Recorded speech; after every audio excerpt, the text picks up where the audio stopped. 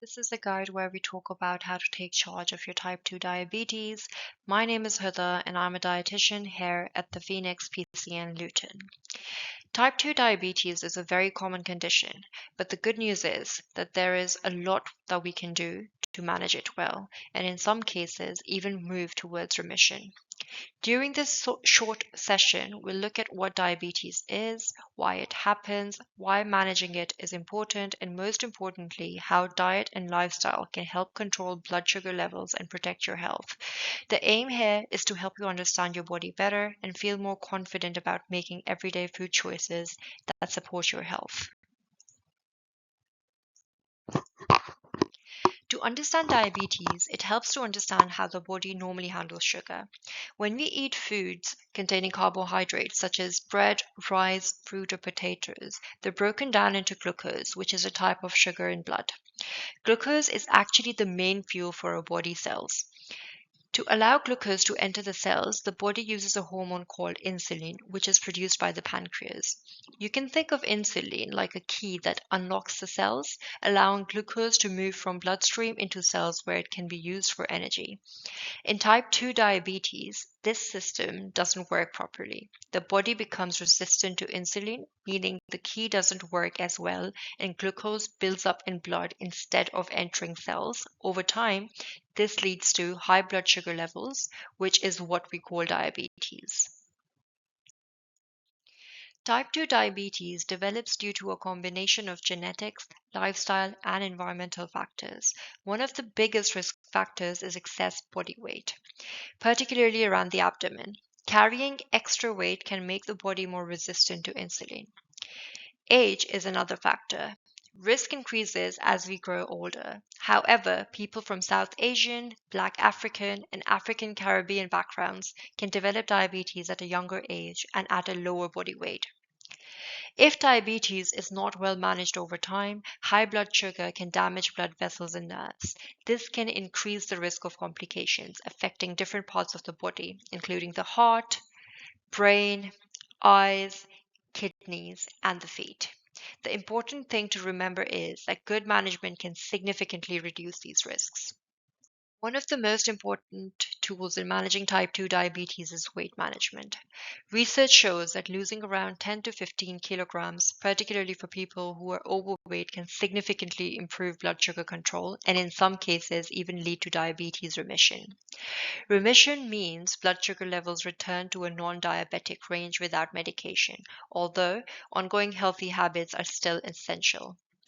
Another important measure in diabetes is the HbA1c, which is a blood test that shows your average blood sugar over the last 2 to 3 months. For many people with diabetes, the target HbA1c is around 48 millimole per mole, although this may vary depending on individual circumstances. The key message here is that small, sustainable changes to diet and lifestyle can make a big difference to blood sugar control and long-term health.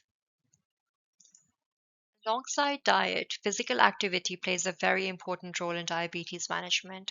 The general recommendation from health guidelines is around 150 minutes of moderate activity per week.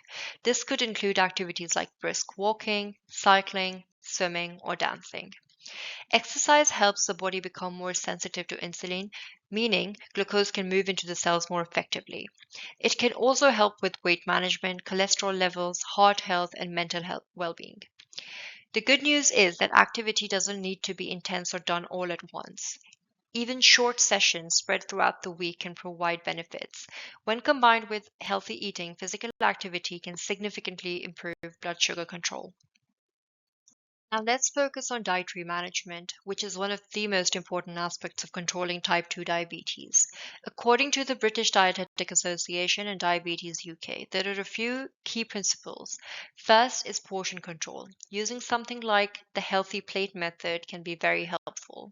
Half the plate should be vegetables or salads, 1/4 lean protein such as chicken, fish, eggs, or beans, and 1/4 of carbohydrate foods such as whole grain or potatoes.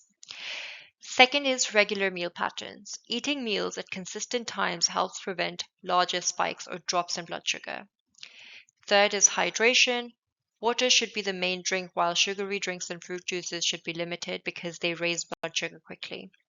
And finally, mindful eating. Eating slowly and paying attention to hunger and fullness signals can help avoid overeating. Consistent, balanced meals are one of the most important tools for managing blood sugars. Now let's talk about carbohydrates. Carbohydrates are essential macronutrients found in foods like grains, fruits, vegetables that the body breaks down into glucose as its primary source of energy. Not all carbohydrates affect the body in the same way. Some carbohydrates cause rapid spikes in blood sugar.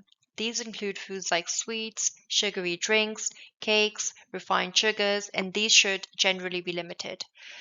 Other carbohydrates such as bread, rice, pasta, and potatoes provide a steadier rise in blood sugar when eaten in appropriate portions.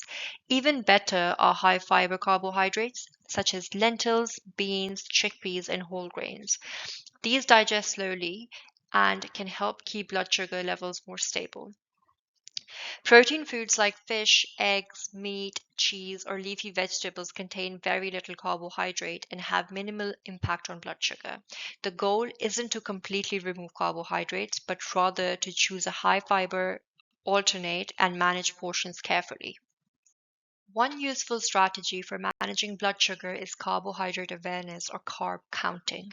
Carbohydrates have the biggest effect on blood sugar levels, so the amount eaten in one meal matters.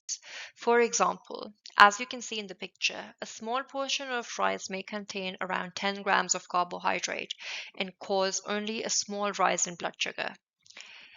A medium portion may contain around 30 grams and lead to a moderate rise. A large portion could contain 60 grams or more, causing a much bigger spike. This is why portion size is so important. Choosing a smaller portion of carbohydrates and combining them with protein, healthy fats, and fiber can help slow down digestion and keep sugar levels more stable. Working with a dietitian can also help personalize these portions depending on your needs. To summarize, there are a few important steps people can take to manage type 2 diabetes effectively. First, aim for at least 150 minutes of physical activity each week. Second, try to follow a balanced Mediterranean style pattern of eating, which includes plenty of vegetables, whole grains, legumes, healthy fats like olive oil and lean proteins. Third, be mindful of carbohydrate portions, choosing high fiber options whenever possible. And finally, work closely with healthcare professionals such as dietitians, nurses, and doctors who can provide personalized support. The most important message is that type 2 diabetes can be managed, and small changes made consistently over time can lead to a significant improvement in your health. Thank you for listening.